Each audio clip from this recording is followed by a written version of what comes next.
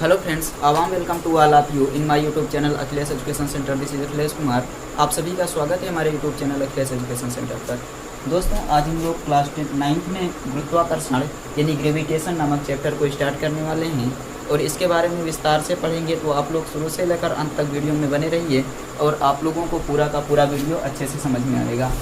चलिए बिना किसी देरी के सेशन की शुरुआत करते हैं। लेकिन उससे पहले एक निवेदन कि अगर आप सब लोग चैनल पर नए हैं तो चैनल को सब्सक्राइब कर लीजिए और बेल आइकन को प्रेस कर दीजिए ताकि आने वाले हर वीडियो की नोटिफिकेशन आपको सबसे पहले मिल जाए। अपने टॉपिक का नाम है गुरुत्वाकर्षण। चैप्टर का नाम भी गुरुत्वाकर्षण है और सबसे पहले टॉपिक का नाम भी गुरुत्वाकर्षण है कि गुरुत्वाकर्षण किसे कहते हैं।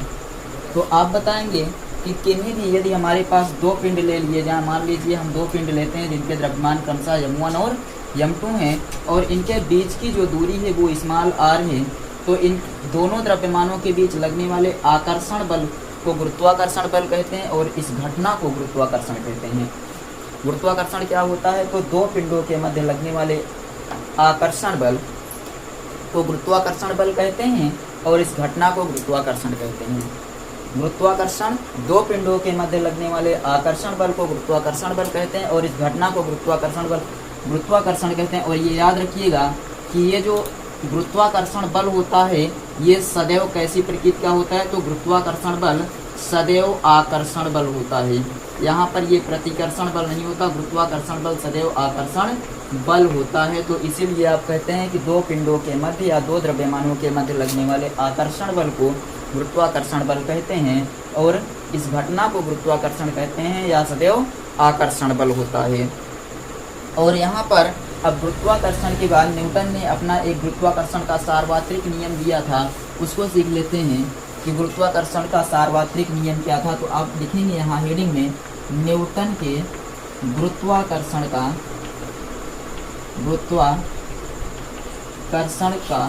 सार्वत्रिक नियम।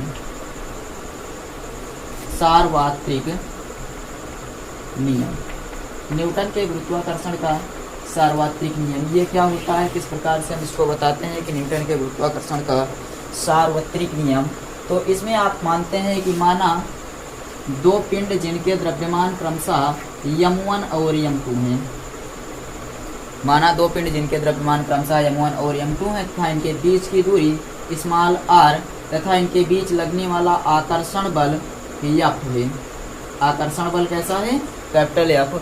तो न्यूटन के गुरुत्वाकर्षण के सार्वत्रिक नियमानुसार जो दोनों पिंडों के बीच लगने वाला आकर्षण बल होता है वो उनके द्रव्यमान क्या लिए गए m1 और m2 के गुणनफल के अनुक्रमानुपाती होता है, समीकरण नंबर 1। और यही जो बल लगता है ये व्युत्क्रमानुपाती है, तो होता है दोनों पिंडों के बीच की दूरी के वर्ग के व्युत्क्रमानुपाती होता है। आप क्या बताएंगे कि दो पिंडों के मध्य लगने वाला आकर्षण और प्रतिकर्षण बल या दोनों पिंडों के द्रव्यमानों की मात्राओं के अनुक्रमानुपाती तथा उनके बीच की दूरी के वर्ग के व्युत्क्रमानुपाती होता है। यही गुरुत्वाकर्षण का सार्वत्रिक नियम है। यहाँ आप लिखेंगे समीकरण नंबर 1 व 2 से। समीकरण 1 व 2 से आप देखेंगे बायां पक्ष प्रोपोर्शनल m1 m2 अपान r स्क्वायर। यहाँ से प्रोपोर्शनल हटाएंगे, एक नियतांक आएगा जिसे कहते हैं g m1 m2 अपान r स्क्वायर, जहाँ g एक अनुक्रमानुपाती नियतांक है। आप बताएंगे जहाँ कैपिटल G एक अनुक्रमानुपाती नियतांक है, अनुक्रमानुपाती नियतांक है जिसे गुरुत्वाकर्षण का सार्वत्रिक नियतांक कहते हैं। नियतांक है जिसे क्या कहते हैं? तो जिसे गुरुत्वाकर्षण नियतांक कहते हैं, ऐसे भी लिख सकते हैं, गुरुत्वाकर्षण नियतांक कहते हैं। तो आपको ये समझ में आया होगा गुरुत्वाकर्षण नियतांक क्या होता है। इसका मान जो होता है 6.67 × 10⁻⁻11 न्यूटन मीटर स्क्वायर प्रति किलोग्राम स्क्वायर इसका मात्रक होता है। पूरा का पूरा एक बार फिर से समझिए कि दो पिंडों के मध्य लगने वाले आकर्षण बल को गुरुत्वाकर्षण बल कहते हैं और वहाँ पर आप बताएंगे कि इस घटना को गुरुत्वाकर्षण कहते हैं। न्यूटन के गुरुत्वाकर्षण का सार्वत्रिक नियम है कि यदि माना दो द्रव्यमान क्रमशः m1 और m2 लिए गए हैं, इनके बीच की दूरी स्मॉल r तथा इनके बीच लगने वाला आकर्षण बल F है, तो गुरुत्वाकर्षण के सार्वत्रिक नियमानुसार दोनों पिंडों के बीच लगने वाला आकर्षण बल दोनों द्रव्यमानों के गुणनफल के अनुक्रमानुपाती तथा उनके बीच की दूरी के वर्ग के भी उत्क्रमानुपाती होता है। समीकरण 1 और 2 को मिलाएंगे तो आपको मिलेगा F प्रोपोर्शनल m1 m2 अपान r स्क्वायर और F बराबर प्रोपोर्शनल हटाएंगे बराबर में g आएगा m1 m2 अपान r स्क्वायर।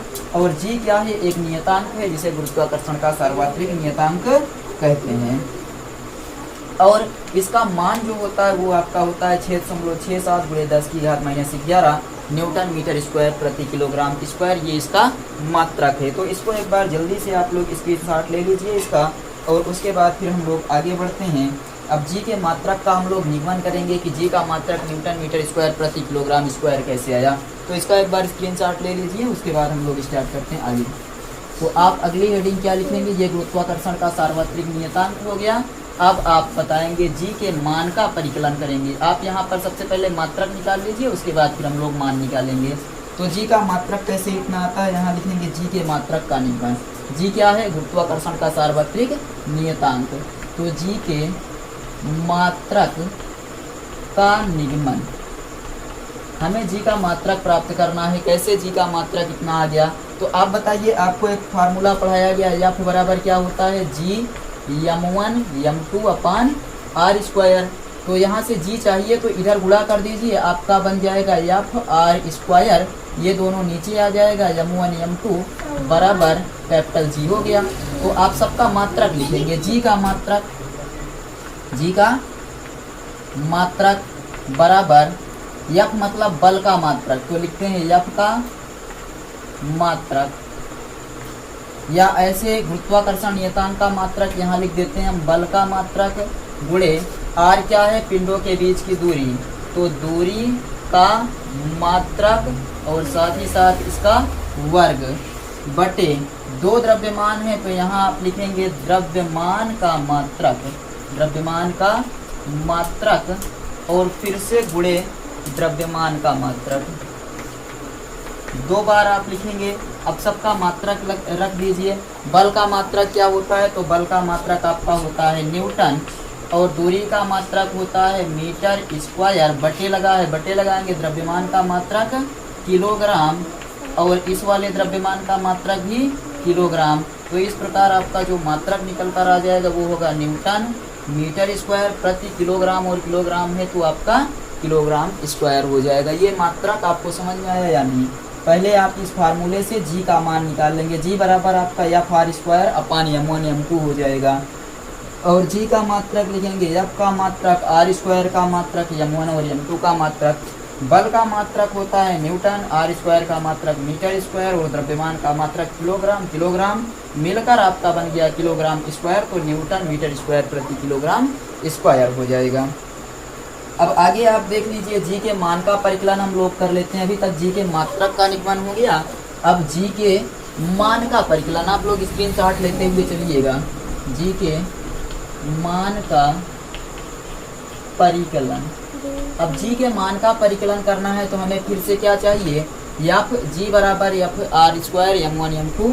तो यहाँ आपको पता है कि आपको जब जी का मान चाहिए तो जी के मान के लिए हम निकालते हैं, या हम F का मान निकाल लेते हैं कि F बराबर कैसे आपने बताया कि 6.67 गुणे 10 की घात -11 न्यूटन मीटर स्क्वायर प्रति किलोग्राम। आप इन दोनों पिंडों को मान लेंगे कि 1-1 किलोग्राम के पिंड लिए गए हैं, और इनके बीच की दूरी भी कितनी है? 1 मीटर। तो आप ऐसे ही मान लीजिए कि जो दो पिंड लिए गए हैं वो कितने कितने किलोग्राम के हैं? 1-1 किलोग्राम के। F बराबर इसका मान क्या होता है? 6.67 गुणे 10 की घात -11। इसका मान कितना होता है? तो आप, या फिर आप ऐसे समझ लीजिए कि हमें इसके मान का जब परिकलन करना है तो निकालेंगे। जी के मान का परिकलन तो आप पहले ही कर चुके हैं कि 6.67 गुणे 10 की घात -11 होता है। तो इस प्रकार आप इतना पढ़ चुके। अब एक क्वेश्चन की सहायता से F का मान निकाल लेते हैं। क्वेश्चन है आपके पास, 10-10 ग्राम की दो वस्तुएं एक दूसरे से 1 मीटर की दूरी पर रखी गई हैं, गुरुत्वाकर्षण बल का मान ज्ञात कीजिए। कह रहा है 10-10 ग्राम 10-10 किलोग्राम की वस्तु, एक वस्तु का द्रव्यमान 10 किलोग्राम, दूसरी वस्तु का भी द्रव्यमान 10 किलोग्राम, दोनों से 1 मीटर की दूरी पर रखी गई लगने वाले आकर्षण बल की गणना कीजिए। तो फार्मूला क्या होता है, F बराबर G m1 m2 अपान r स्क्वायर। तो F बराबर हो जाएगा G का मान कितना 6.67 गुणे 10 की घात माइनस 11, m1 का मान 10 और m2 का मान 10 बटे r स्क्वायर, r का मतलब 1 का स्क्वायर। तो F बराबर आपका 6.67 गुणे 10 की घात माइनस 11 गुणे 10 की घात, ये कितना हो जाएगा 2 बटे 1। तो यहाँ से आप लिखेंगे 10 की घात 2 का मतलब होता है 667 या 6.67 गुणे 10 की घात माइनस 9। और बल है तो इसका मात्रक क्या हो जाएगा, आप बता सकते हैं बल का मात्रक क्या होता है, तो इसका मात्रक होता है न्यूटन। ये इसका उत्तर हो जाएगा। स्क्रीनशॉट ले लीजिए, उसके बाद हम लोग आगे बढ़ते हैं। तो आई थिंक आपको ये इतना तो समझ में आ गया होगा। अब आगे हम लोग लिखेंगे गुरुत्व तथा गुरुत्वीय त्वरण क्या होता है। तो आप बताइए गुरुत्व बल किसे कहते हैं, आपको बताया गया है गुरुत्व तथा गुरुत्वीय त्वरण। तो सबसे पहले गुरुत्व की परिभाषा देख लेते हैं कि गुरुत्व क्या होता है। आपको ये अच्छे से बताया गया है और आपको ये अच्छे से पता भी है कि जो पृथ्वी होती है किसी वस्तु को अपनी ओर खींचती है, तो दो पिंडों के मध्य लगने वाले आकर्षण बल को क्या कहते हैं, गुरुत्वाकर्षण बल। यदि इन दोनों पिंडों में से कोई भी एक पिंड पृथ्वी हो तो इसी आकर्षण बल को या गुरुत्वाकर्षण बल को गुरुत्व बल कहेंगे। गुरुत्वाकर्षण बल को क्या बोलेंगे, गुरुत्व बल बोल देंगे। कैसे, आप बताएंगे कि दो पिंडों के मध्य लगने वाले आकर्षण बल को गुरुत्वाकर्षण बल कहते हैं, और यदि दोनों पिंडों में से कोई एक पिंड पृथ्वी हो तो गुरुत्वाकर्षण बल को ही गुरुत्व बल कहते हैं। और पृथ्वी की ओर गिरती हुई एक वस्तु, मान लीजिए ये आपकी पृथ्वी है, किसी वस्तु को ऊपर फेंकते हैं, ऊपर से जो नीचे की ओर वस्तु गिर रही है तो इस पर एक त्वरण कार्य करता है, एक त्वरण कार्य करता है जिसे जी से प्रदर्शित करते हैं, तो इसे ही गुरुत्वीय त्वरण कहते हैं। सबसे पहले गुरुत्व बल किसे कहते हैं, तो दो पिंडों के मध्य लगने वाले आकर्षण बल को गुरुत्वाकर्षण बल कहते हैं, और यदि उनमें से कोई एक पिंड पृथ्वी हो तो गुरुत्वाकर्षण बल को ही गुरुत्व बल कहते हैं।